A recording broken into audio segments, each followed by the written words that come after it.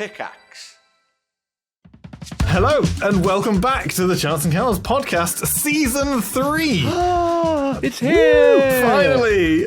We know you've been on the edge of your seats, specifically of the board game cafes that we've been running for the last 7 years. From hen do's to family do's, from first dates to breakups, we recommend the perfect game for any situation, but we've been looking for fresh challenges. Every episode, we invite a new guest on to put our board game knowledge to the test. The guest comes armed with an abstract and absurd scenario. It's up to us to figure out what that situation is and recommend a game that totally puts the wind in their sails. Whoever's recommendation our guest loves the most will score a point, and whoever at the end of the series has the most board points will be crowned the Titan of Board Games. We are allowed to give out doing that again. title as well. We've checked it with the lawyers, and they said, "Yep, that is a title we can bestow upon people." So bear in mind, thank you so much. It has been a little bit of a break between Season 2 and Season 3. There's several things have happened. Cafes have opened. Fatherhood. A whole host of things. So we appreciate you taking the time and coming back to the podcast. So here we are. On tour, as on it were. tour. Yeah. So we're going to be in a slightly different format if you consume it via video. Most of the videos of this season will be us in rooms talking to mics, as opposed to be around the table in this situation. It just means that we can reach people that are slightly further afield, essentially. Hi, I'm Richard Scartrick. I've been doing Chance and Cows for about 7 years now. I'm one of the founders there, and I am a dirty save scuffer. If you don't know what that is, it basically means that I keep playing a game, specifically really video games, and if I don't like the outcome, then I'll probably just go back about 2 minutes. I'm joined by... What? There's nothing wrong with that. This has just blown my mind. Would you do that in a tabletop game? Would you be like, "Oh, sorry guys, I didn't actually roll the right number. Can I just go again?" I was watching literally a video just yesterday, and they were just like, "It's a co-op game, and if you don't like what's going on, then just cheat." And I was like, "Oh, wait a second." Name and shame. Name and shame. There's no wrong way to play a game if everyone playing the game is having fun. No. But there I is would actually not be a having right way. fun in that in that situation. At what point do you just decide to ignore the rule book? Or are you even playing the game at that point? So specifically, what I'll do is, if I don't like the outcome because it wasn't obvious what I was getting into, I'm like, "Oh, just press this option," and then I'm like, "Why am I now on Galactica 47? This doesn't make sense, and I'm now married with 3 children, and this is just too much responsibility to me." Then I'll just rewind it 2 minutes, apparently, and that's how it works. Right? 2 minutes that's a lot to happen. It in really 2 minutes. is. Some of these decisions, there's a lot running on. Anyway, I am joined by Ben. Hello, I'm Ben. I'm with the Yogscast. I make videos. I'm a massive nerd. I love board games. And I am Iron Man all the way. And even if I accidentally click a button and insult my love interest in a video game, I'm just going to ride or die that till the end of my days. Iron Man is way too much pressure for me. I have never even hovered over that button. I would be like, no. Wow, Ben. Which game is it that you can insult the person you're in a relationship with? All sorts of a those whole games, genre like of The games. Witcher or Mass Effect, where you can choose different options, and if you say the right things, Yeah, but does that not usually require some sort of role, do you know what I mean, some skill test, or is it just an option that you can insult? Because it seems very strange. Yeah, usually you just can say 3 or 4 different things, and one of them just says no, and you click the no button, and then the guy just horribly insults them, and you didn't quite realise that was what they were going to say. Yes, actually, yeah. That's literally that, Mass Effect, where you were just literally "Oh, I'll just pick that, it seems reasonable," and then you're like, "I did not realise I had that personality. What has gone on here?" So we're joined by Russ as well this week. Hello, I'm Russell. I work for Chance and Cows, and I'm the head of answering the question, is this what's the best game? What's the best game you've got? Because I like to vary it up every time I answer it. But my favorite thing is just saying, Like it depends on the number of players and boring people with the actual real answer sometimes. But it's just one of those questions that we get asked a lot. And I'd love it if you just went this one here. Yeah, or just made it really obvious, like that one, like just completely like, why is he messing with us? I didn't deserve this. I came in this cafe to have a good time, not be insulted. We do not do that. Just to be clear, we don't. No, we don't insult people to come in. One of my favorite parts about this job is getting to interact with the customers, and like we get. I tell you this, like. I've worked in many hospitality places, and the customers in board game cafes tend to be better than most other places. They're good people. And that's a fact. Yeah. So please keep coming to Chance Encounters. We love them. This is Russ's e-card, like a Valentine's card to all of the people listening, and come to the cafe as well. Thank you. Yeah. I congrats on with the opening the fourth Chance Encounters as well.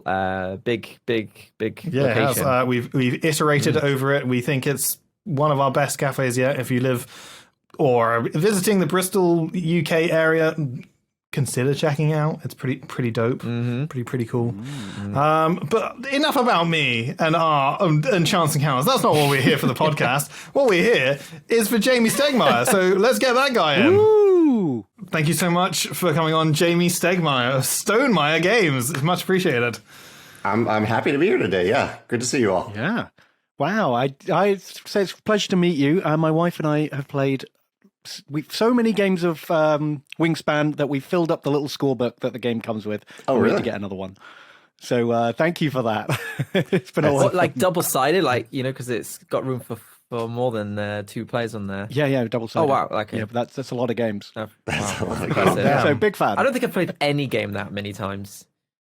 Yeah. I think Wingspan for me is my second most played game in our household for sure. It's absolutely the easiest one to get people involved in, and one of my first entries into the board gaming industry was viticulture. So I've pretty much played most games that Stonemaier have come out, and pretty much whenever you come out with something, it's like, well, it's pretty good quality. So thank you so much for coming on. We're all very excited to have you here.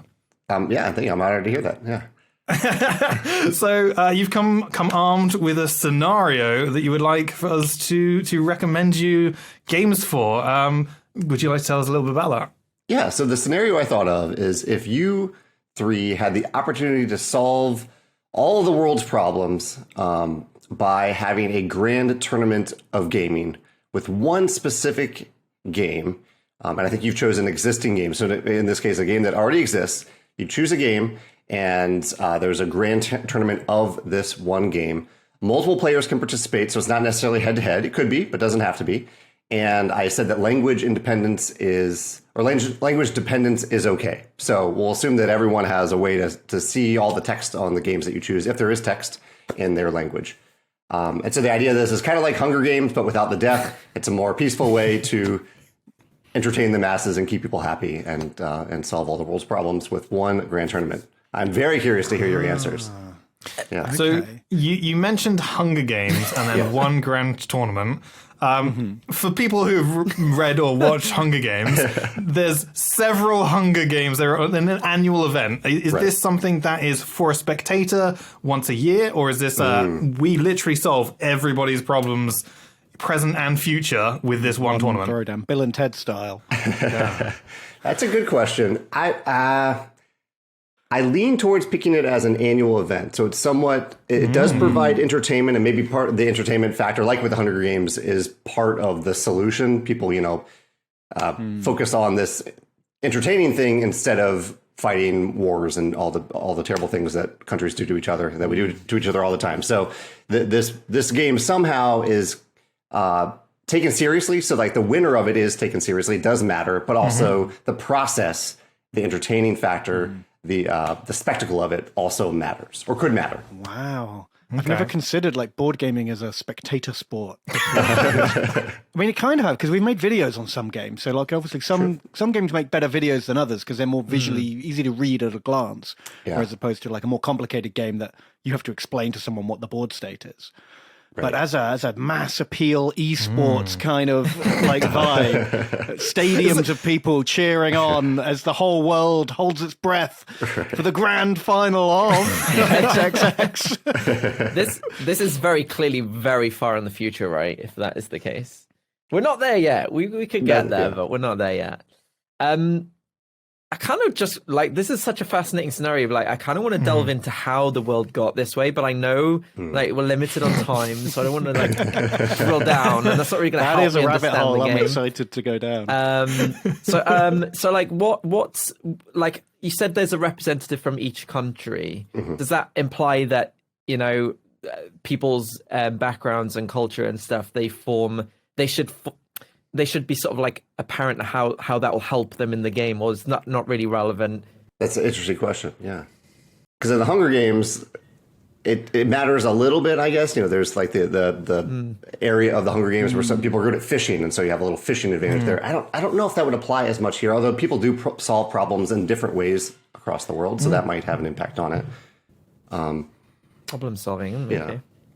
Games with problem solving. I don't think there's that many of those.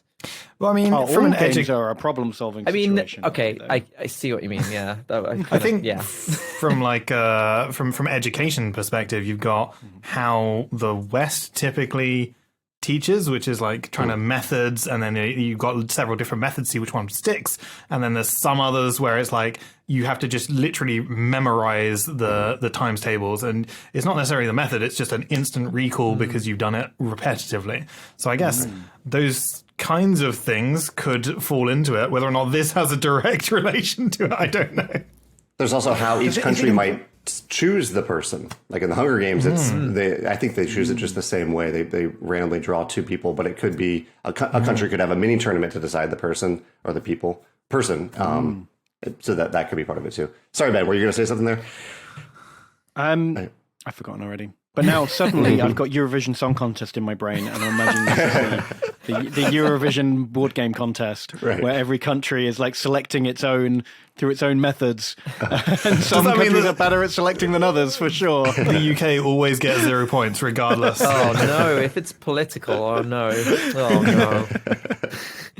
Hey, all great ideas start from, small engines. Maybe we could see a Eurovision board gaming contest in the future. That would be something I would watch. I don't know how mass appeal that is, but like Germany would destroy us in the right categories. Yeah. In terms of we've got all these different countries that we've in Hunger Games. There were like professionals, so like those that came from the lower numbered were literally like they would instantly like volunteer, as it were. They were career tributes, prepping their whole lives, and they had the money and the resources to like get an edge. So in this, there's like I googled this 195 countries in the world. So there'll be 195 contestants. I'm not sure if that's accurate. That's what Google told me. So please don't, if I've left one out. Sorry. I feel like some countries would have like a sort of an obvious choice as well. So, for example, is it like the Vatican counts as its own state, and would the Pope be the person? I want to see the Pope rocking a board game. He'd be like, I want to be the bishop in chess, and he'd be like, no Pope, that's not how it works. It's got a hat for it. Yeah. I mean, why not? I guess it would be with the how would you pick? If you have a monarchy, then it might be they get to choose if it's, or maybe they wish to do it themselves. Maybe oh my god, then I would be, if I didn't get a choice, if it goes to like the royals, I would be like down with the monarchy. I want a chance to represent my country in a board game tournament. Especially if they're out in round one, and you're like, I would have done better than that. Come on. But if it's solving world peace, then aren't we potentially not uplifting, but completely uprooting the existing diplomacies and various other things around the chance to win this game? You could literally have countries that are like, no, our government is entirely dependent on who can play this game very well. Yeah, I think so. And that's where you just changed the world. The ramifications are going too far. Well, that's the one part of the question I couldn't quite figure out. Like, if you have the winner, if you play the tournament for the first year, there is the winner.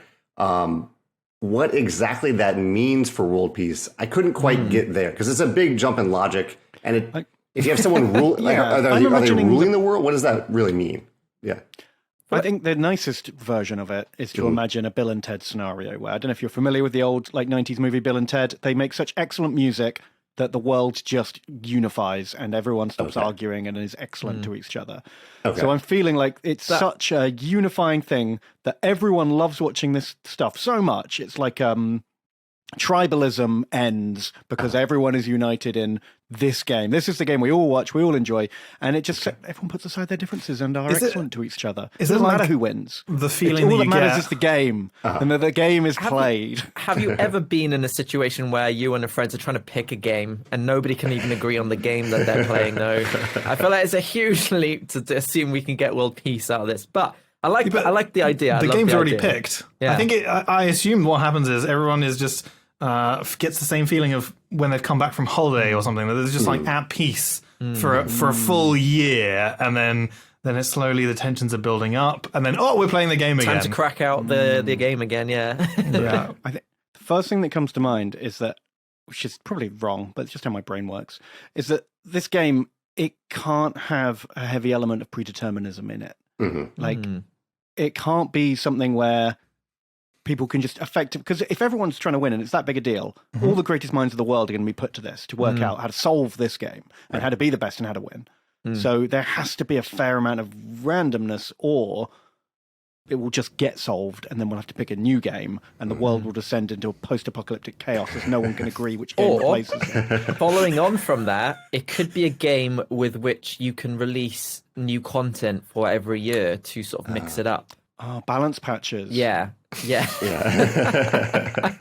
That's the video gamer in you. No, but that's I was thinking that, and actually in my head I already kind of have an idea, and that was something I was thinking about when I was thinking about, because ultimately, if this is going to be a yearly tournament, having something new that people are going to have to sort of react to every year is going to be what makes it more interesting, because I feel like, if they just did the Eurovision every year and they just remixed the same old songs, that would be dull. So that's why they release new music every year. Yeah, I guess that is certainly factored into mine. Although I will say this, the game that I'm thinking of doesn't have that currently, but it could easily be done. So, would you just think of it as a new expansion pack every year? New features to the game.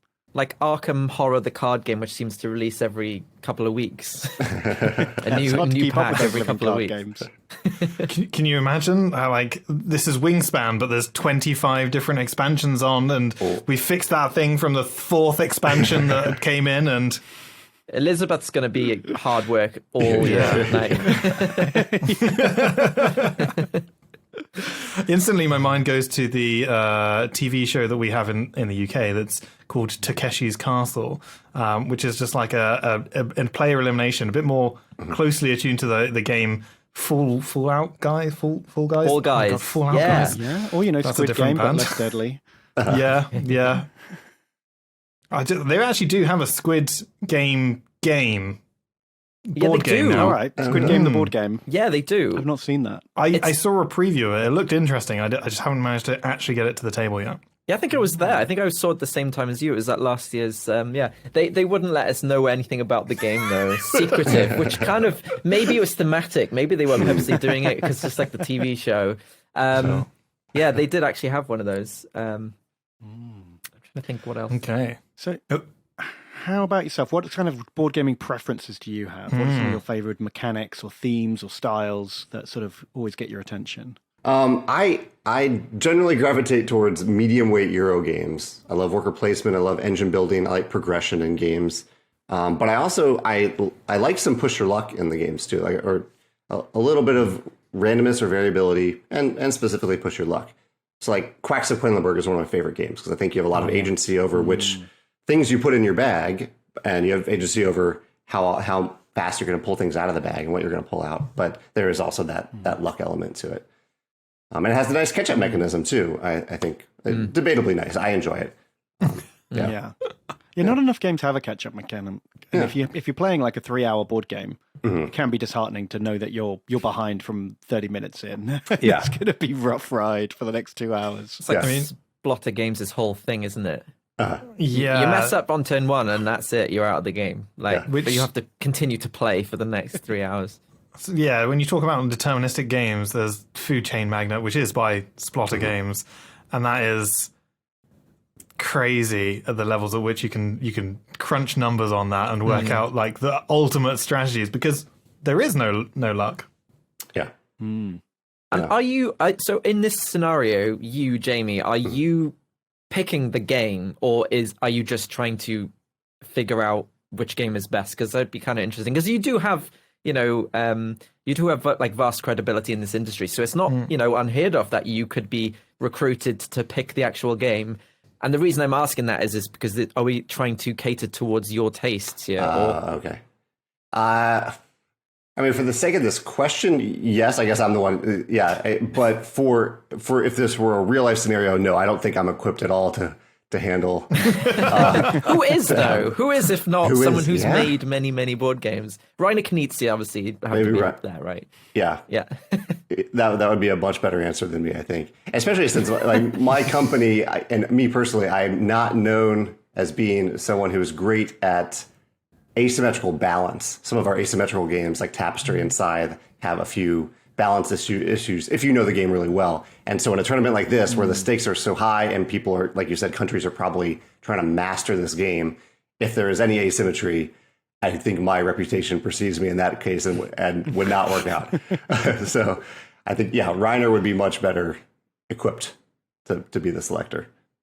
But today, it's me. Is there any games that you would sort of say absolutely not, like things that you particularly dislike to play, or No, I would say anything's on the table. I'm willing to hear you all out for all of your picks. I think even the tournament structure, like I was imagining this as an elimination tournament, but it wouldn't even necessarily have to be. It could be everyone plays a set number of games, more of a round robin type thing. And so it ends up being like the Premier League or something like that, where you've just got 185 people in a chart, and it's just all year round, constantly until someone bubbles up to the top. Oh dear. I can't believe I brought football into this as well. Sorry. I love that. Yeah, no, every week. And then until the end of time. And then at the end of the year, it's, the champion is crowned, and then we start again. Right. I love it. Sorry, the weather's bad. We can't do this week. You're like, but it's indoors.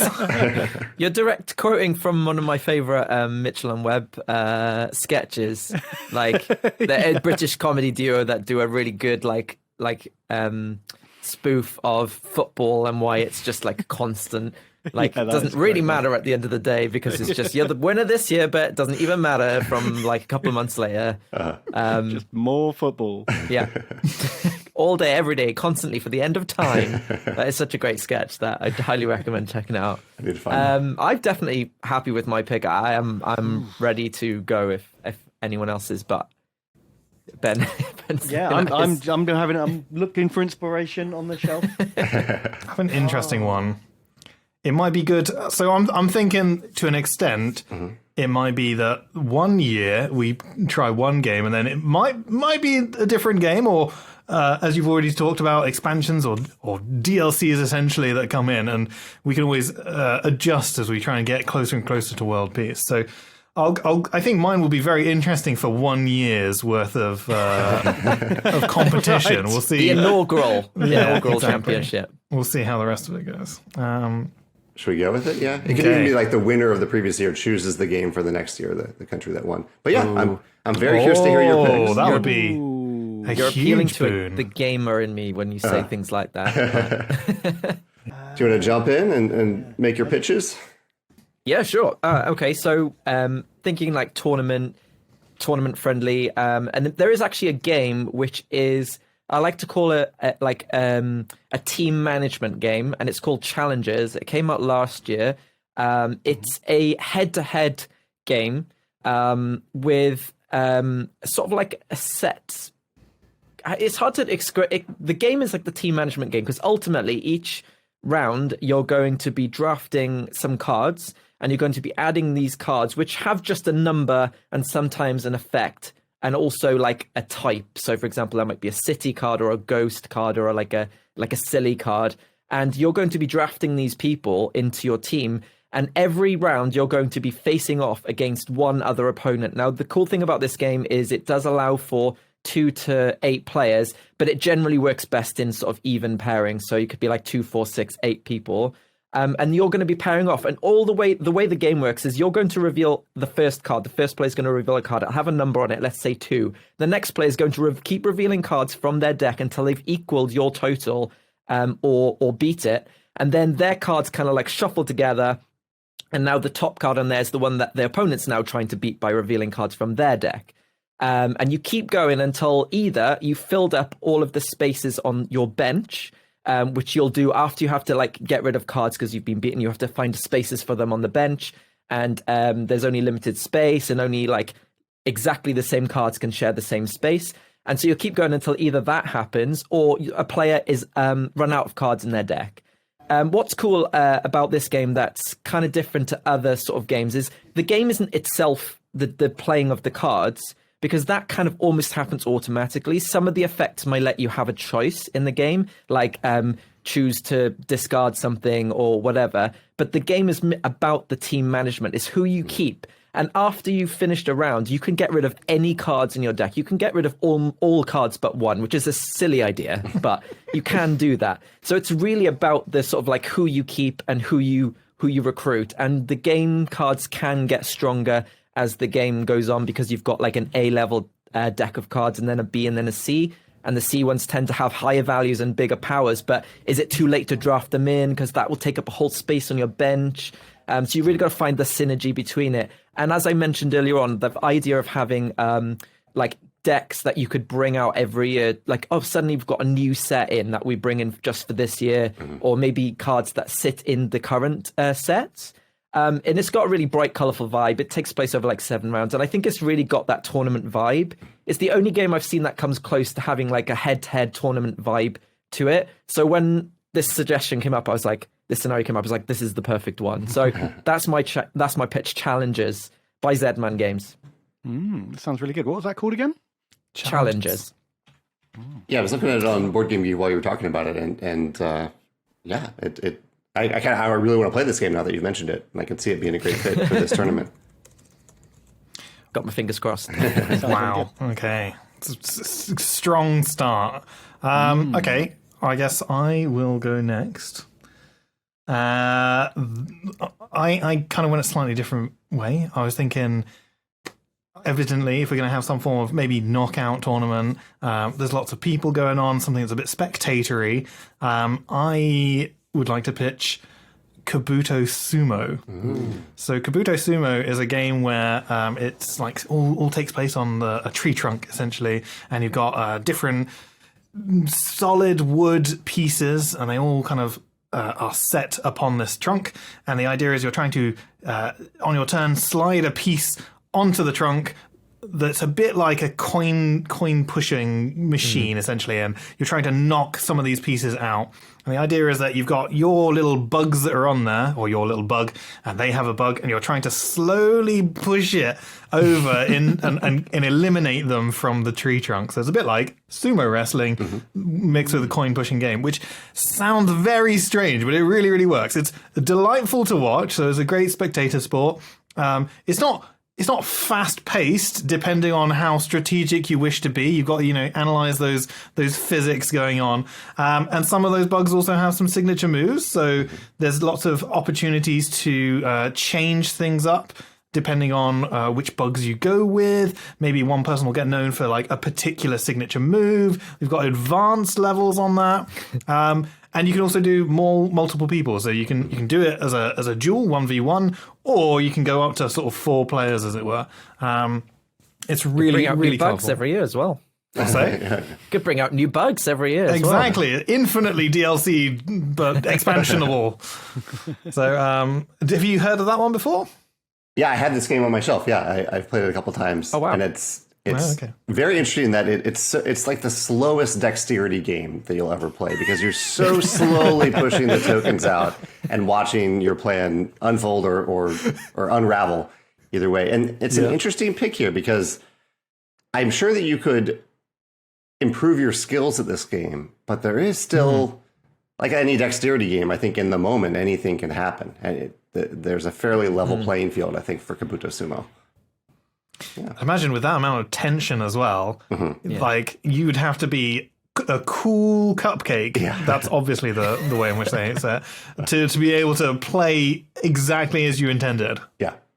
Yeah. And you're right. It's very entertaining to watch too. I've played it or watched it, and it's fun to watch. Yeah.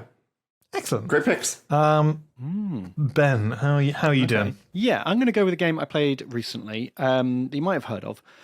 It's an unusual pick, but let me explain.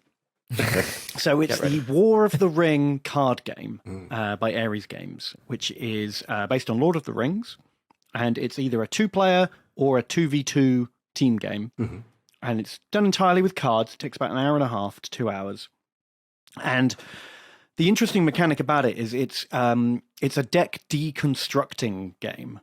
You start with your whole deck, either the good guys or the bad guys, and if you're in teams, they're both split. So, one of the bad guys would be the forces of Mordor and Sauron, and the other one will be Saruman and Isengard.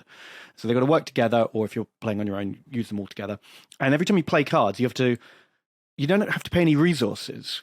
You have to use your cards up to play other cards. And often you're forced to not only discard a card, but you're forced to remove a card from your deck in order to achieve something. So every time you're playing a card, you're also deciding which cards do I want to come back later into my discard pile, and which cards am I going to remove from the game to get this done?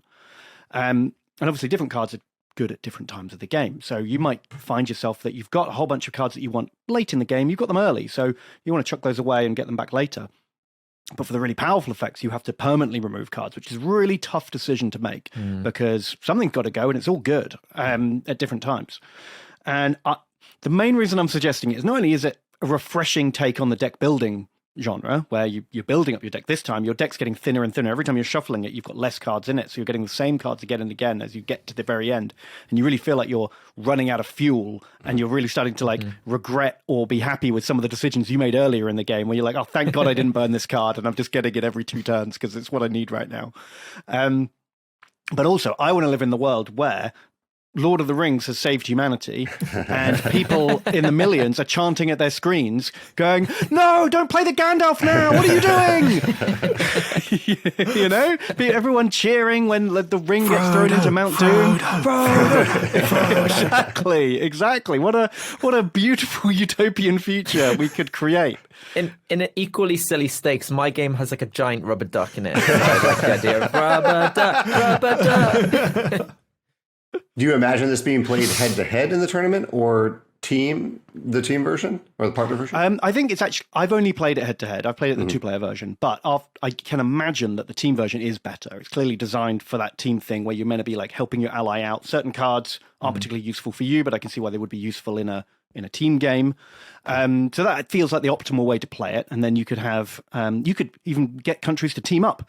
You could have like a seeding system where the winner of last year gets teamed up with the loser of the last year. I don't know. You can mix it up and try out some different strategies and see who can carry who over the finish line. Like Sam and Frodo, like Sam carrying Frodo on his back as he marches up the ruins of Mordor. We have our hero dragging up their ball and chain. And that is a game that's themed around war, which is one of the problems that the game will be trying to solve. So, which I like, that it's just instead of we get fighting, all of our negative evil out of us, but through the simulation. Right. Wow. As you destroy cards, you're purging them out of humanity. Oh, you could, for dramatic effect, you could literally rip the card up when you're removing it from the game, couldn't you? Because that looks better on camera. Maybe even have you burn them or you put them through a shredder or something like that. No takes backs. I can really imagine the production quality of these shows would just go through the roof. Yeah. I'd love to see it when we get $1 million board game shows. Think of the possibilities. All the razzmatazz you could add, all the overlays and graphics and everything. It'd be amazing. Those are 3 amazing excellent picks. Yeah. Go ahead, Richard. Yeah. No, I was just wondering, have you got any final questions? Any thoughts on those? How are you feeling on them?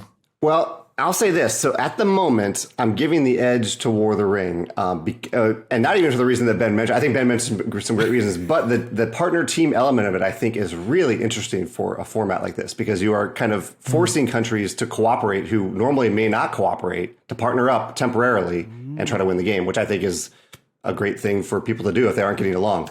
So I'm curious for Russ and Richard, do you think your games have, I know that they aren't partnership games, but do you think they have elements of like temporary alliances in those games?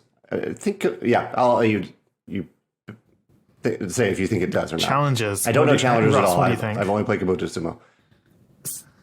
So obviously the game is like purely competitive. You're building up your team. You're building up your team to beat the others. So it doesn't have the same thing as Ben's. But what is cool about it is that there's nothing to stop you from doing that, but just teaming up and building up your team together. In fact, that could be one of the ways to sort of like narrow it down, is you could bring all of the countries together and have them work together, several people at a time on a team. And then if your team wins, then you have to like, split them up. And now you have to facing off against the people that you've just been helping the round before. So there's no direct just helping like the Hunger each other. Games. Where like you team up, and then at the end it just comes down to the civil war between the teams. Only one can survive here. I think it's kind of interesting to like have as I said earlier on, like have the breadth of background and experience that each person can bring, and how they'll interpret the same things, because everyone has access to the same cards in that drafting system. How do you decide when it's time to like recruit somebody, and how do you decide when to let somebody go from your team? It's just a nice and it's also really easy, very like quick as well, so it's not dragging out for hours and hours. The game. And so Kabuto Sumo is set up for 4 people. So not only can it be sort of the 1v1, it can be 2v2, it could be 1v1v1v1 as in each independently. And I guess it makes sense. I think it gets very strategic, right? If you did a situation where they're all against each other, I think you'd find this kind of flux of alliances forming throughout it, being like, oh, well, they've got the points last week in last Premier League's match. Well, what we're going to have to do is make sure we're going to oust them this week. So it's going to be like and then you can include some team games and some solo games, I suppose, like 1v1s. So in terms of like the actual game, Kabuto Sumo can absolutely take it. I don't, maybe not quite in the same setup that Lord of the Rings has. That sounds like it is built to bounce off each other, but within reason, like just physics. Physics can do anything you want. Physics they can bounce off each other all day long. Ben's game does have asymmetry, though. Just want to point that out. It is an asymmetrical game. That's true. Yeah. Okay. Well, did you have any other clarifications, or would you like to make a pick? You guys have made it really hard, because all 3 of these I think would be fun to watch. I think they involve interesting decisions throughout the game, and I think they work for the format that I pitched of a grand tournament in different ways too. There's the Kabuto Sumo's dexterity element. I think makes it, you can train for it for sure, but I think there's an element of that's out of your control when you actually play due to the circulating nature of the tokens and the weird shapes of the tokens. Russ's game Challengers, like I said, I haven't played it, but it fits the theme of the tournament perfectly. And I like the idea that you could feasibly play in partners or teams if you wanted to. I think the game would easily translate to that. And then Ben, you picked an IP that's known around the world. I think people already know it. It's fun to root for these characters. And it has the partnership element, and maybe the grand finale could just be a head-to-head 1v1 for the final matchup. You guys have truly made it hard to pick this. Is there any, before I pick my guess, are any of you swayed by any of the other recommendations here? Where you're like, oh yeah, I'm going to try out Challengers. I'd never heard of that. It sounds cool. I want to give it a go. Same here. I've never actually. I keep having to admit this, but I'm kind of proud of it, the fact that I've actually not watched Lord of the Rings. Wow. So sounds like that's a conscious choice you're making there. Well, the more people try and make me watch it, the less likely I am to do it. But no, I do like, obviously, War of the Ring, the game I presumably, gave birth to this card version, has, kind of a lot of credibility in it's like one of the best rated games, and people keep mentioning it to me. So yeah, I'd like to try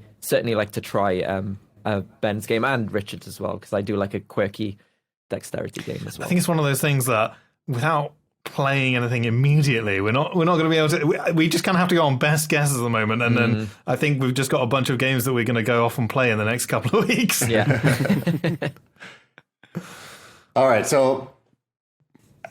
And the one final sticky point is the length of the game, and so I'm for the sake of it, I'm going to ignore that as a factor, because we sit around and watch a football match for 2 hours, and we're perfectly happy doing that. I don't know if I'd want to watch a board game be played for 2 hours and not actually be playing myself, but I'll leave that aside, because I sports, we will sit for hours and watch sports.